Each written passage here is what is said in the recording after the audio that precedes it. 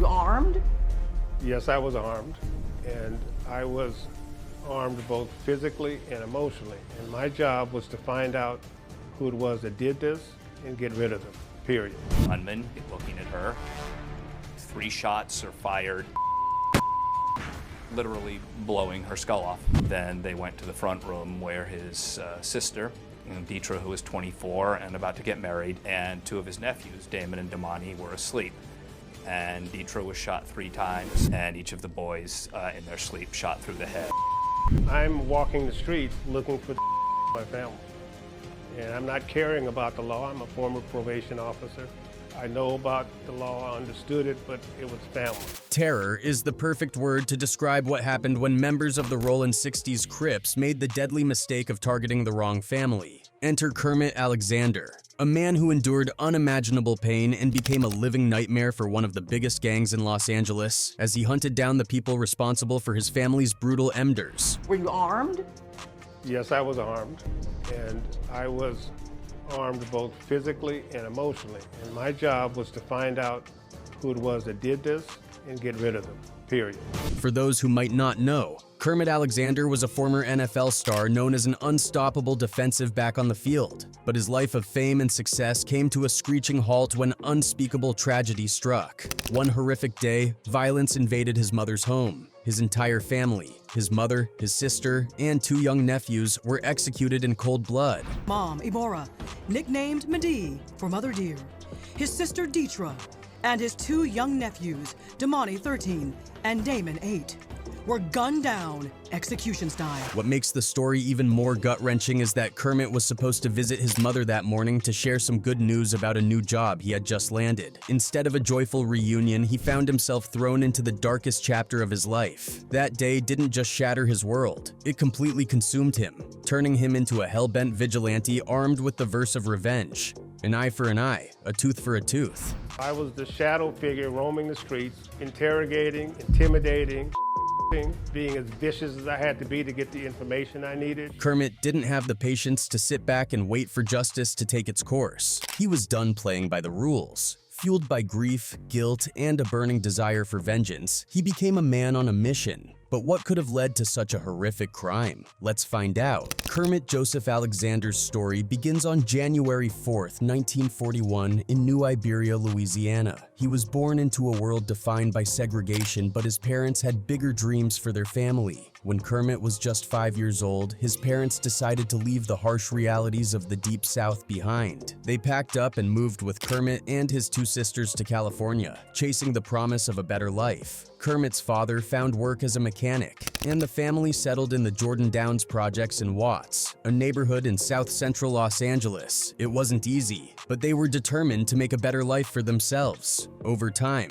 Kermit's parents went on to have 8 more children, making Kermit the oldest of 11. With such a large family, Kermit naturally took on a leadership role, becoming the glue that held his siblings together. Kermit's relationship with his mother was especially strong. She was a deeply religious woman with a heart of gold. Everyone in the neighborhood knew her for her kindness. She was always cooking meals for neighbors, hosting gatherings, and even helping out strangers whenever she could. She lived by the belief that if you were in a position to help someone, you should, and she made sure to pass that value on to Kermit. As a child, Kermit attended Catholic school where he excelled in both academics and sports. His parents were strict, keeping a close eye on him to ensure he stayed out of trouble. Growing up in South Central, gangs were an ever-present danger, but Kermit's parents worked hard to keep him focused on his education and future. Their efforts paid off. At Mount Carmel High School, Kermit's talent on the football field made him a star athlete. He was so good that college scouts began to take notice. Eventually, Kermit was recruited to UCLA, where he became an All-American defensive back. His athleticism and football IQ were unmatched, and by the early 1960s, many considered him the best all-around football player in the country. This caught the attention of NFL scouts, and in 1963, Kermit was drafted by the San Francisco 49ers as the 8th overall pick in the first round. Moving to the Bay Area was a big step for Kermit. It was his first time truly being on his own, but he handled it with maturity and grace. Over the next 7 seasons, he became a key player for the 49ers, earning respect from teammates and opponents alike. But in 1970, Kermit was traded to the Los Angeles Rams, a move that turned out to be a blessing in disguise. Being traded to the Rams brought Kermit back home to Los Angeles, where he could be closer to his family. Family was everything to him, and his success in the NFL allowed him to give back in ways he had always dreamed of. He used his earnings to put all 10 of his siblings through private schools, ensuring they had opportunities he didn't growing up. He also moved his parents out of the Jordan Downs projects and into a beautiful home on the west side of Los Angeles, a far cry from their humble beginnings in Watts. But Kermit didn't forget where he came from. He frequently returned to his old neighborhood, giving back to the community that had shaped him. By the early 1970s, Watts had changed dramatically from the place Kermit Alexander once knew. When he left for the NFL, the community still had its challenges, but it wasn't entirely lost. However, during his time away, the 1965 Watts riots devastated the neighborhood, leaving much of it in ruins. The aftermath created a power vacuum that gangs quickly filled.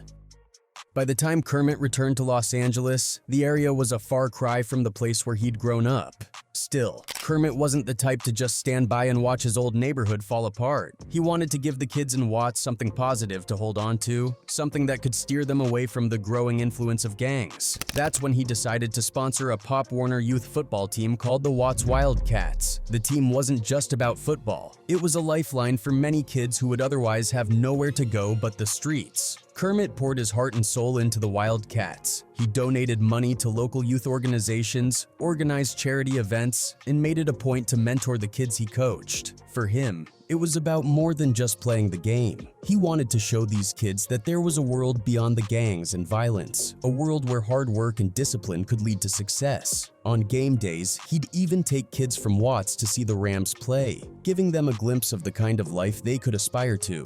Even after Kermit retired from the NFL, his dedication didn't waver. He stayed deeply involved with the kids in his community, acting as their coach, mentor, and motivator. He saw it as his responsibility to give back, just as his mother had always taught him. Through his efforts, he was able to reach a lot of kids and make a real difference in their lives. But despite all his good work, there were some kids he couldn't reach. One of those kids was Tequan Cox. The first time Kermit saw Tequan was during a Pop Warner football game in 1974. Tequan was just 8 years old at the time and playing for the opposing team as a running back. Kermit immediately noticed the boy's raw talent. He was fast, agile, and had a natural ability on the field that reminded Kermit of a young O.J. Simpson. But as Kermit continued to watch, he couldn't help but notice something troubling. Tequan had a fiery temper and an angry streak that couldn't be ignored. If a play didn't go his way, he'd lash out, punching teammates, throwing the ball at referees, or storming off the field. He noticed this one kid, and he had incredible skills, and he also had an explosive temper.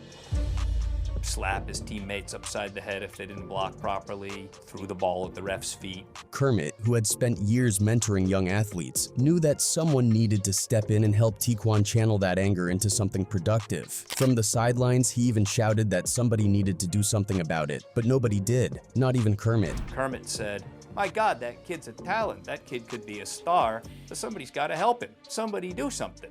And Kermit said, everybody nodded their head, and nobody, including him, did a thing. It was a decision that would haunt Kermit for the rest of his life. Tequan's life was a world away from Kermit's. While Kermit had a strong, supportive family, Tequan's early years were defined by chaos and neglect. Born on December 1st, 1965 in Los Angeles, he was thrown into a harsh reality from the very start. His mother struggled with severe addiction issues, cycling through drugs and alcohol, and was both neglectful and abusive. By the time Tequan was 5 years old, his mother had been arrested over a dozen times on various charges, leaving him to fend for himself in a broken home. At just 6 years old, Tequan was removed from his mother's custody, but the damage was already done. Those early years of neglect left deep scars, and he grew up harboring a quiet but intense anger. This anger followed him into his teenage years, where he was surrounded by violence and gang culture. By the time he was in his early teens, Tequan had joined the Rollin 60s neighborhood Crips, one of the most notorious gangs in South Central LA.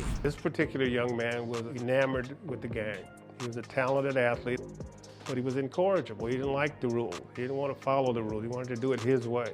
So eventually, he ended up in a gang. He was fully immersed in the street life, and school quickly became an afterthought. He dropped out in the 9th grade, seeing no point in continuing his education when his reality was dominated by survival on the streets. At just 14 years old, Tequan's path took another dark turn. He was arrested for carjacking, a crime that landed him in a California Youth Authority facility until he turned 18. While Tequan Cox was locked up in a youth facility, Kermit Alexander was living what seemed like the dream life of a retired NFL player. He had transitioned from the gridiron to the broadcast booth, making a name for himself as an NFL commentator. But just as Kermit was finding success in his post-football career, tragedy struck in the most unimaginable way. It was August 31st, 1984, a date that would forever alter Kermit's life. 10 years had passed since Kermit first saw Tequan on the football field, and now their lives were about to collide in the most devastating way. That morning, Kermit's mother, sister, and 2 young nephews were brutally murdered inside his mother's home.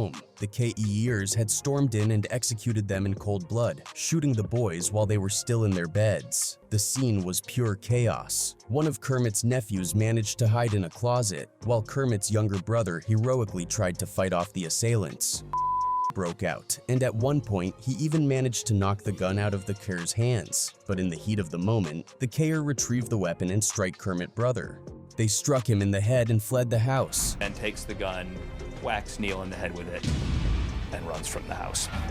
Had Neil not put up that fight against him, there probably would have been 6 bodies. News outlets descended on the scene immediately, and the story dominated headlines across Los Angeles. The shocking crime wasn't just news because of the brutality. It also made waves because the victims were family members of a former NFL star. To the public, the murders were baffling. Why would someone target Kermit's family? The crime seemed senseless, and for weeks, the police had no real leads. Detectives only had one clue. An eyewitness reported seeing 2 men jump into a van driven by a woman.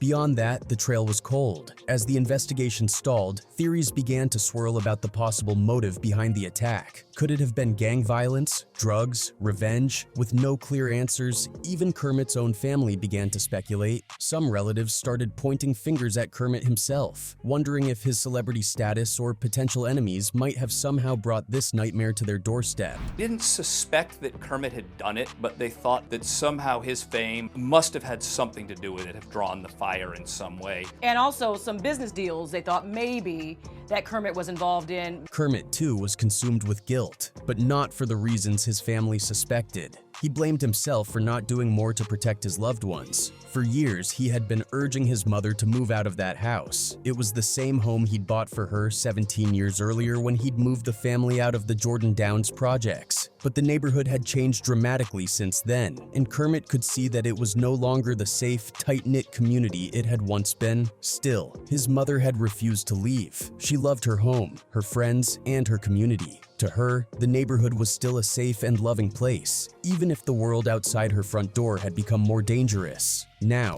with her gone, Kermit couldn't shake the feeling that he should have tried harder to make her leave. Weeks passed, and the police were no closer to finding the Kers. For Kermit, the waiting was unbearable. Fueled by grief, guilt, and rage, he made a life-altering decision. He would take matters into his own hands. If the police couldn't deliver justice, he would find the people responsible himself. Kermit became a man possessed, turning into a vigilante prowling the streets of South Central Los Angeles. Armed and determined, he spent his days and nights interrogating anyone who might have information about the crime. He approached business owners, gang members, PIMPs, and drug dealers, anyone who might know something. Some he paid for information, others he pleaded with, and a few he outright threatened. It didn't matter to him how dangerous the situation got. Kermit didn't care if he got hurt or even offed in the process. All that mattered was finding the people who destroyed his family. Kermit's relentless pursuit made so much noise in the streets that it eventually caught the attention of Los Angeles Mayor Tom Bradley.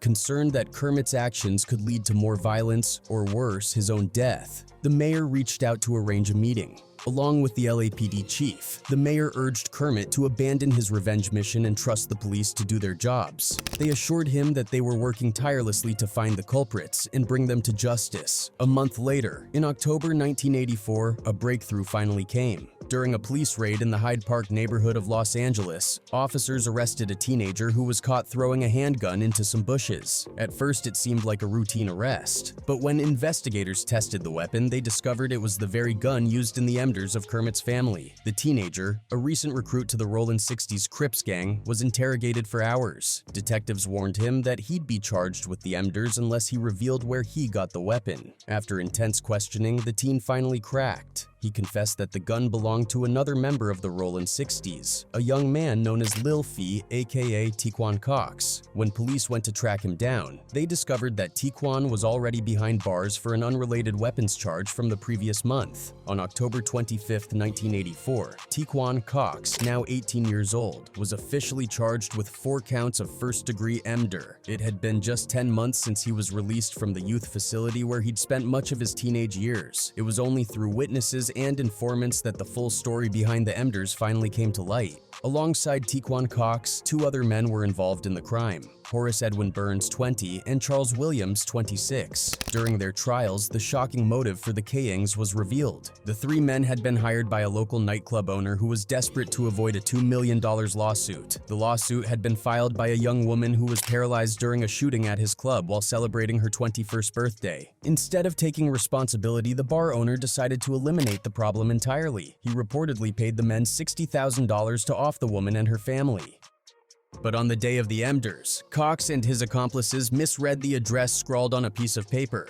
Instead of going to the correct house 2 doors down, they entered Kermit Alexander's mother's home by mistake. This horrific mix-up claimed the lives of Kermit's mother, his sister, and his 2 nephews. They were never meant to be targets at all.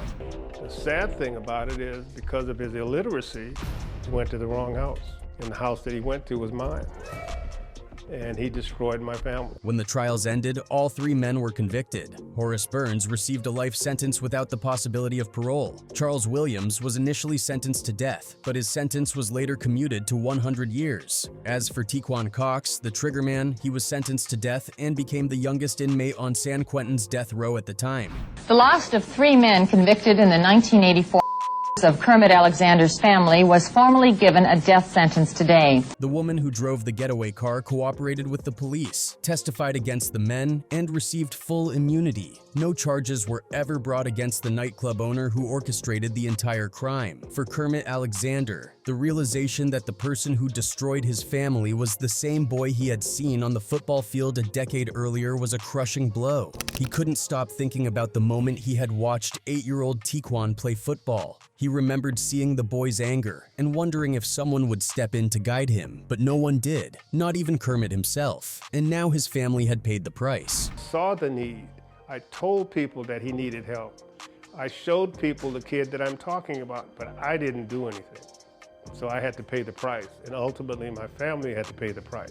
Kermit also couldn't shake the guilt of not convincing his mother to move out of the neighborhood. On top of that, Kermit struggled with the lingering pain of knowing that some of his own family members had initially suspected him of being involved in the crime. For the next 15 years, Kermit's life spiraled out of control. He became a drifter consumed by grief and guilt. He cut himself off from his family, traveling aimlessly from place to place. He often slept in his car or in cheap motels, slowly depleting his savings until he was nearly broke. He was a man without direction, lost in his own torment, and he might have stayed that way if not for the woman who would become his wife, Tammy Alexander. He was living out of his car. He avoided forming new relationships. That is, until he met Tammy. We just clicked. He actually laughed at my jokes. Tammy helped Kermit find his way back to the light. She reminded him of the man he used to be, the one who had dedicated his life to helping others. Together, they began traveling to Haiti, a country plagued by poverty and instability. They poured their time and resources into making a difference. They helped build windmills to provide clean energy and water to impoverished communities. They brought food, clothing and school supplies to children in need. In 2010, their work in Haiti took an even more personal turn when they adopted 5 children from an orphanage. In 2015, Kermit decided it was time to share his story with the world. Alongside co-authors Alex Gerould and Jeff Snipes, he wrote The Valley of the Shadow of Death, a tale of tragedy and redemption. The book marked the first time Kermit had opened up publicly about his family's emder, his descent into depression, and the long road to rebuilding his life. But even as Kermit worked to move forward, one chapter of his life remained unresolved. Tequan Cox, now one of the longest-serving inmates on death row, has spent more than 30 years awaiting execution. Cox has exhausted all of his appeals, but California's lengthy legal process combined with a 2006 federal hold on capital punishment has left his case in limbo. Kermit has fought tirelessly to ensure justice is served. He joined a lawsuit with the Criminal Justice Legal Foundation to push California to lift its hold on executions. Despite his efforts, no execution date has been set for Tequan Cox, and the case remains stalled in the system. When asked if he has forgiven Cox, Kermit says he has. Forgiveness for him is about letting go of the anger that once consumed him. Instead of dwelling on the past, Kermit now channels his energy into continuing his mother's legacy of helping others. Every year, Kermit hosts charity events to benefit children in need. He works as a motivational speaker, sharing his story with audiences of all ages. His message is simple but powerful. Every life has meaning, and every person has the power to make a difference.